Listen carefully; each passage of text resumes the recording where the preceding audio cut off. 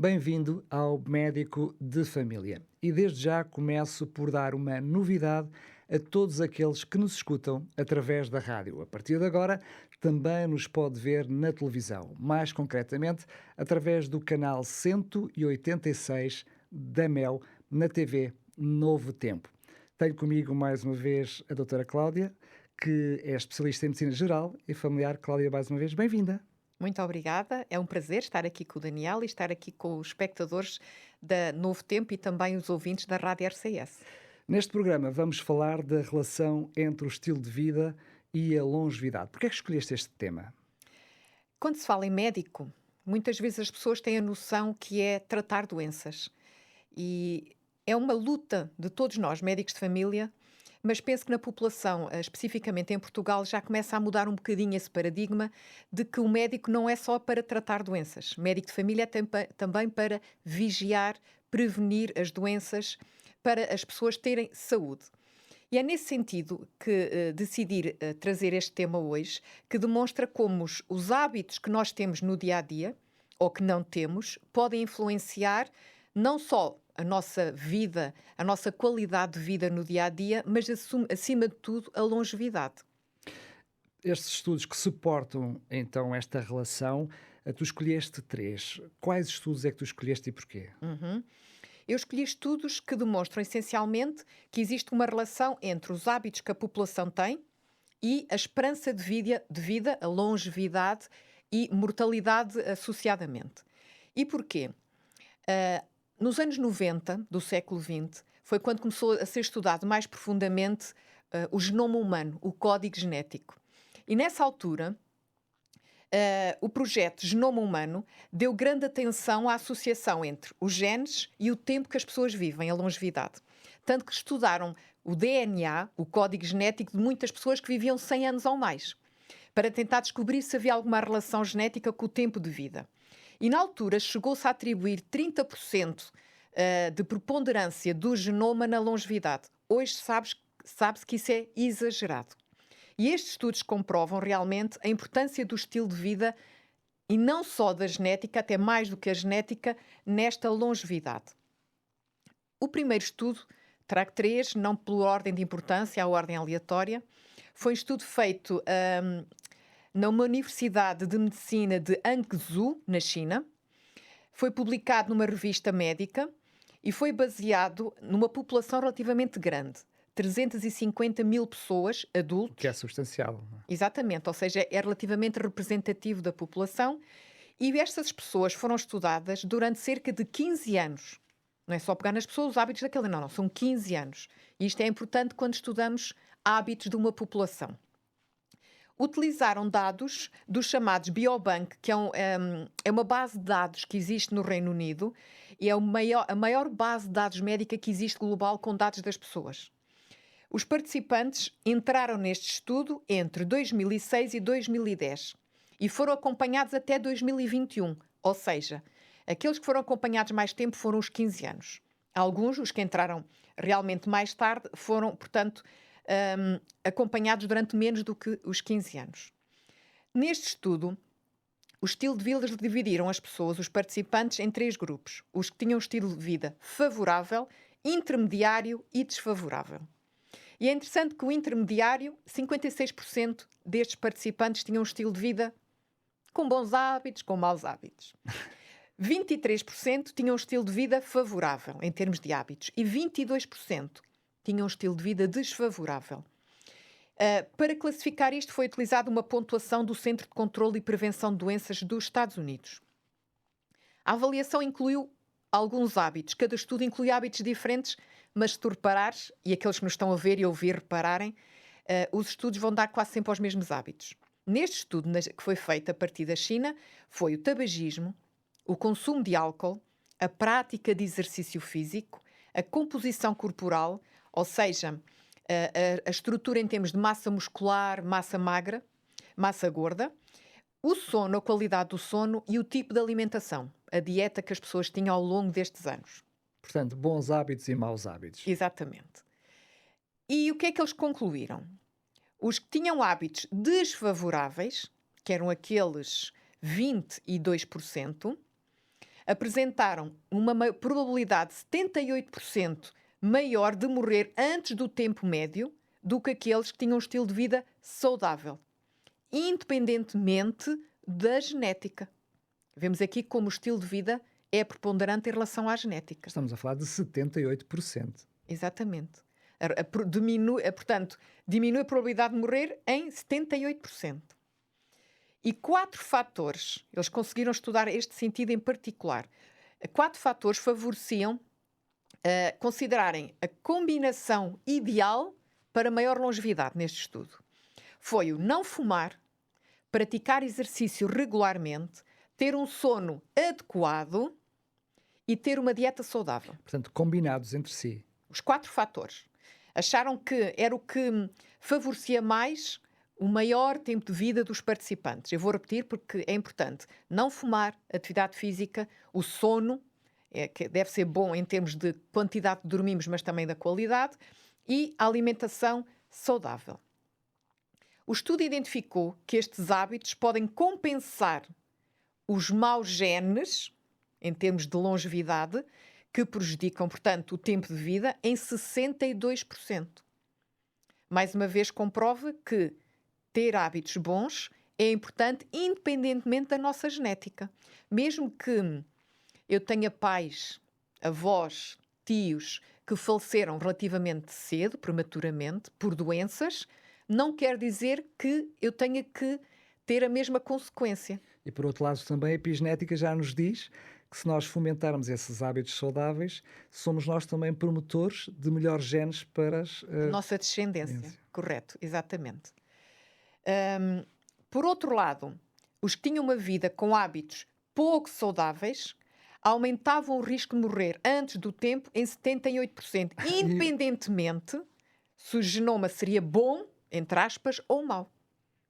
Vemos que uma pessoa até pode, agora o contrário, até pode ter ascendentes com uma grande longevidade. Pais, avós, tios que viveram 90, 100, 100 e poucos anos. Se eu não tiver hábitos saudáveis, eu não vou beneficiar desses genes, por assim dizer. Vemos assim que a genética não tem assim tanta preponderância na determinação do tempo de vida do indivíduo como se pensava nos anos 90 do século XX, não é? Quando se começou a estudar o genoma humano. Estudo 2. Este estudo foi uma pesquisa de mortalidade do National Health and Nutrition Examination. Incluiu uma população um bocadinho menor. Cerca de 17 mil participantes com uma idade superior a 17 anos. E foram avaliados durante 18 anos, desde 1988 até 2006. E eles estudaram 4 hábitos fundamentais neste estudo que eles acharam que eram associados a uma vida mais saudável. Não fumar, portanto, que estava também no estudo anterior, fazer exercício regularmente, também estava, ter uma dieta saudável, mas este, em vez do sono, que o estudo anterior feito na China salientava, este tinha não ingerir bebidas alcoólicas.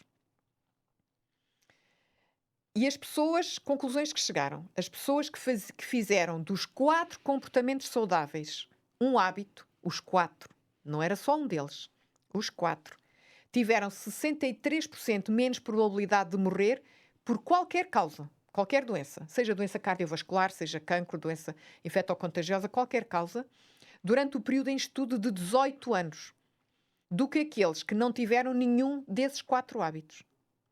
Ou seja, vemos aqui quão diferente é termos os 4 hábitos ou não ter nenhum destes. Claro que se cada um de nós já tiver alguns destes, já é bom. Mas vemos aqui que o que era importante para esta probabilidade de 63% eram os 4 comportamentos saudáveis. Aqueles que tiveram também estes 4 hábitos no seu dia-a-dia tiveram 65% menos probabilidade de morrer de doença cardiovascular, que são as doenças mais comuns no nosso país e no mundo e que mais matam. E inclui, por exemplo, o infarto agudo do miocárdio, que as pessoas às vezes conhecem por ataque cardíaco, inclui a trombose, o acidente vascular cerebral, AVC, inclui a doença coronária, quando as artérias do coração começam a ficar entupidas. E Portugal tem uma preponderância, sobretudo, dos AVCs. E nós vemos que estes hábitos também são importantes para diminuir a mortalidade por estas doenças. E 66% também menos probabilidade, vou repetir um bocadinho atrás para quem estava distraído, quem tinha estes 4 hábitos, que eu vou repetir: não fumar, não ingerir bebidas alcoólicas, fazer exercício regularmente e ter uma dieta saudável, tem também uma probabilidade 66% menor de morrer de cancro.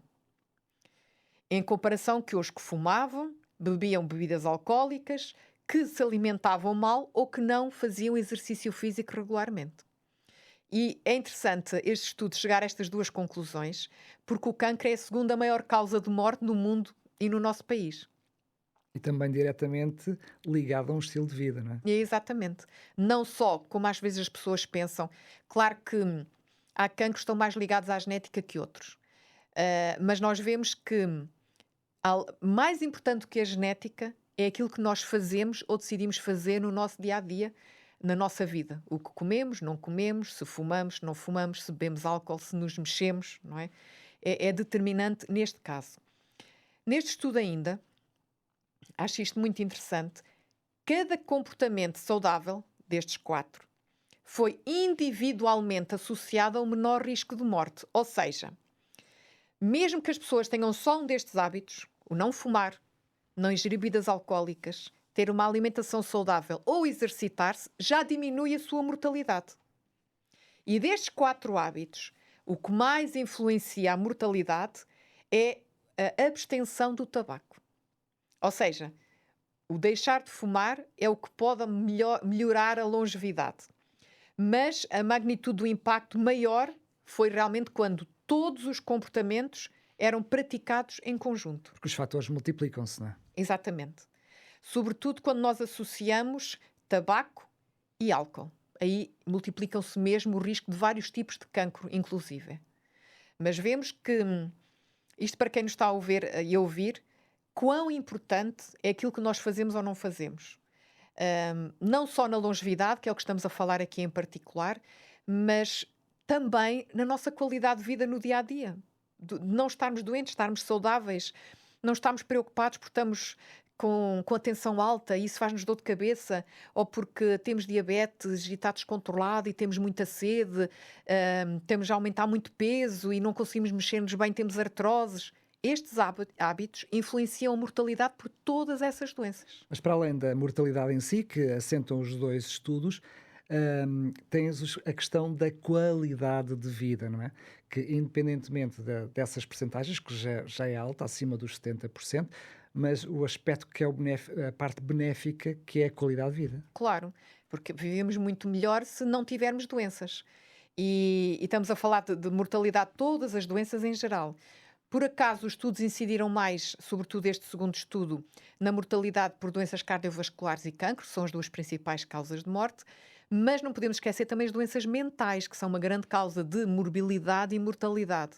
E estes hábitos também previnem esse tipo de doenças mentais. E nós sabemos que também são doenças que nos tiram grandemente a qualidade de vida. Muito bem, por falar em qualidade de vida, para si que está desse lado, tenho agora uma oferta para si. Vou-lhe oferecer este guia de estudo, esta revista, A Máquina Humana. Cá dentro tem um conjunto de lições que lhe vão trazer várias dicas, conselhos para que tenha uma vida mais saudável. E também para conhecer o plano de Deus, para que tenha uma vida plena, mas também com saúde. O que é que tem que fazer para receber gratuitamente esta revista, este guia de estudo? É tão simples quanto enviar uma mensagem para nós através do telefone 933 9392 91. Vou repetir: 933 9392 91. Não se esqueça de incluir na mensagem a máquina humana para sabermos que é este guia de estudo a que se refere. E depois entraremos em contacto consigo para lhe enviar gratuitamente a revista para a sua casa pelo correio. Ficamos a aguardar o seu contacto. Cláudia, vamos para o terceiro estudo. Diria eu que nunca é tarde demais para mudar estes maus hábitos para bons hábitos, não é? É verdade. E este estudo mostrou exatamente isso. Quanto mais cedo, maiores são os benefícios, mas nunca é tarde. Este estudo foi feito com veteranos dos Estados Unidos, uma amostra significativa, cerca de 719 mil pessoas. Os dados foram reunidos entre 2011 e 2019 e os participantes tinham entre 40 e 99 anos. Portanto, foi considerável, tanto a população à amostra como o tempo do estudo. Quais as conclusões a que chegaram? Aqui eles não estudaram só um tipo de hábito. Eles pegaram em vários e qual a preponderância de cada um desses hábitos, ou alguns em conjunto, não aumentar a probabilidade de morte. Então, por exemplo, sedentarismo, a falta de atividade física, o uso de opioides.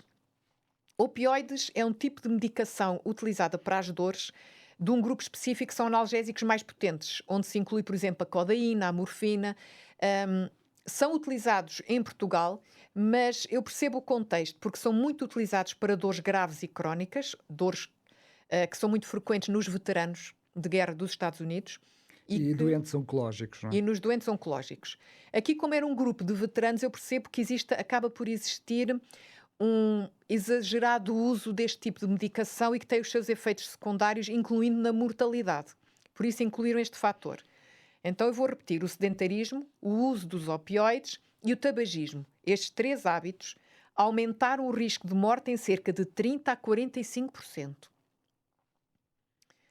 Depois, estudaram aqui outro fator que eu acho muito interessante. Além de consumo excessivo de álcool, maus hábitos alimentares e a má higiene do sono, não ter um sono em quantidade e qualidade adequados, que já era referido também nos outros estudos, eles acrescentaram aqui o stress. E estes 4, stress, consumo excessivo de álcool, dieta inadequada e má higiene do sono, aumentaram o risco de morte em 20%. E aqui incluíram outro fator que ainda é mais interessante, sobretudo quando nós sabemos que, mediante a definição da Organização Mundial de Saúde, OMS de Saúde, da própria definição de saúde, não é simplesmente a ausência de doença, mas o bem-estar físico, mental, social e espiritual. E é interessante que eles aqui, neste estudo dos veteranos nos Estados Unidos, eles incluíram a parte de ter relações sociais positivas como um fator importante também na longevidade. A falta destas relações sociais positivas aumentou o risco de morte em cerca de 5%. É menos do que os outros fatores, em termos de hábitos. Mas vemos que, como não só aquilo que fazemos, mas como nos relacionamos com os outros, pode interferir no tempo que vamos ter de vida. Ou seja, também com quem fazemos. Também, é verdade. E nós vemos aqui que eles estudaram então a parte física, mas também a parte social. E os estudiosos que se aplicaram a estudar esta população de veteranos americanos chegaram à conclusão daquele comentário que estavas a dizer há pouco: quanto mais cedo as pessoas adotarem hábitos para viver mais, é melhor. Mas mesmo aqueles entre os 40 e os 60 anos podem beneficiar já dessas práticas na sua longevidade. Mesmo que mudemos de hábitos só aos 40, 50, 60 anos, nunca é tarde. Até porque alguns deles têm repercussões logo imediatas, não é? Por exemplo, como o exercício físico, deixar de fumar, nota-se logo no dia-a-dia. Por exemplo, na perda de peso. Melhora logo o controle da tensão, do colesterol, diabetes, para quem é diabético, é verdade. Lembro-me da história de uma senhora americana que viveu até aos 101 anos. E agora nunca é tarde para começar. E ela passou a sua infância toda numa família. A sua família era o pai tinha uma quinta e eram muitos irmãos. Mas nunca tiveram dificuldades económicas, isto no início do século XX, e portanto ela habituou-se desde cedo, desde pequenina, a ter uma alimentação rica em gorduras, em manteiga, em bolos, e então ela cresceu obesa. Era uma criança e foi uma adolescente obesa. Quando ela tinha cerca de 20 anos, diz que um dos irmãos brincava com ela e dizia que ela era tão alta como quadrada. Que ela quadrada, que era tão alta como larga. Ela cresceu sempre com este estigma e a sua saúde era tão frágil que ela teve de sair à escola vários anos por causa de infecções respiratórias. Entretanto, ela seguiu a sua vida, casou-se. O seu marido faleceu quando ela tinha cerca de 60 anos e ela entrou numa depressão profunda. E para combater a depressão, ela decidiu começar a caminhar. Caminhar. E mais que caminhar, decidiu subir montes que existiam na zona que ela vivia nos Estados Unidos. Mas não eram montes como a nossa Serra da Estrela de 1000 metros, não. 2000, 3000 metros de altitude. Inicialmente começou por caminhar e depois começou por mesmo subir os montes. E é interessante que ela, quando começou a fazer disto um hábito, diz que só conseguiu ter isto como hábito por volta dos 70 anos. E aqueles que nos estão a ver e ouvir, se quiserem ver na internet, tem fotografias delas, é interessantíssimo. Uma senhora já idosa, muito idosa, ligeiramente corcunda, mas com o seu apoiozinho a subir a montanha. E ela só conseguiu fazer do exercício físico um hábito depois dos 70 anos. Ela viveu até aos 101. E de certeza que ela teve mais qualidade de vida nos últimos 30 anos do que teve nos 70 anteriores, por causa de um hábito que ela mudou. Apesar da idade. Apesar da idade. Por isso é que nunca é tarde para começar. Este terceiro estudo que foi feito com os veteranos americanos, eles dizem que resumiram que as boas práticas que podem ajudar a aumentar a longevidade são o ser fisicamente ativo, como estivemos aqui a demonstrar no exemplo de uma senhora americana, controlar o stress. Só os mortos não têm stress. É verdade. Porque nós temos hormonas que nos mantêm atividade para estarmos aqui a falar, para estarmos a ouvir, para tomarmos decisões, o que vou fazer agora. Temos que ter realmente algo que nos impele. Mas o problema é quando nós somos afetados por essas constantes solicitações e não temos uma capacidade de adaptação. Aí temos que parar e ver o que é que estamos a fazer mal ou aquilo que nós podemos mudar para não estar a viver sob tensão, por assim dizer. Portanto, controlar o stress é bom para a saúde, qualidade de vida, mas também para a longevidade. Ter uma alimentação saudável. Não vou entrar aqui em pormenores, porque não é só o objetivo deste programa, mas essencialmente evitar as gorduras que são prejudiciais, evitar o açúcar, o excesso de sal, e nós portugueses somos exímios em consumir excesso de sal. É importante realmente comermos bastante aquilo que comiam os nossos avós e bisavós, os vegetais, a fruta, o que a horta dava, sobretudo os da época, e que deviam constituir metade do nosso prato, os vegetais, os legumes e a fruta. E dos cereais, dos grãos, preferir os integrais. Claro que, associado a isto, não podemos esquecer o não fumar, o não beber bebidas alcoólicas regularmente, o não ser viciado ou não consumir exageradamente ou continuadamente no tempo os tais analgésicos opioides, para alívio da dor crónica, neste caso, e ter uma boa higiene do sono. Ter um sono que nós sabemos que para um adulto deve ser de cerca de 7 a 9 horas, de preferência à noite, por causa do nosso ciclo circadiano, e de qualidade. Porque se nós temos insónias do tipo que até adormecemos, mas estamos sempre a acordar, já não vamos ter um sono de qualidade e vamos acordar cansados e passar o dia cansados. E o sono é essencial para restabelecer o nosso sistema imunitário, relaxar os nossos músculos, guardar a nossa memória, para nos dar mais anos de vida. E não podia deixar de referir, como este estudo salientou, as relações sociais positivas. Termos tempo para interagir uns com os outros.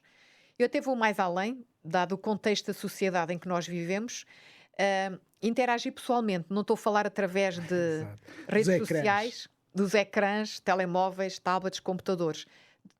Nesta geração, penso que está a começar a faltar essa parte, interação pessoal. Porque não é fazer uma caminhada com alguém, porque não ir visitar alguém, ir almoçar passar mais tempo de qualidade com os nossos familiares, os nossos amigos, frequentar um grupo de atividades que tenham os mesmos interesses em comum. Pode ser numa igreja, pode ser ir a um ginásio, pode ser ir a uma atividade de leitura, por exemplo, fazer coisas com outras pessoas. Porque estas relações sociais positivas vão nos manter mais saudáveis. Vou terminar com uma frase que eu achei muito interessante da pesquisadora deste estudo, que foi feito com os veteranos americanos, a doutora Xuan Mai. Ela é especialista em ciências da saúde do Departamento de Assuntos de Veteranos, especificamente, e também estudante de medicina. Ela diz aquilo que nós estamos aqui a tentar salientar é que nunca é tarde para adotar um estilo de vida saudável. Claro que existem maiores benefícios se for mais cedo. O quanto mais cedo. Exatamente. Mas nunca é tarde.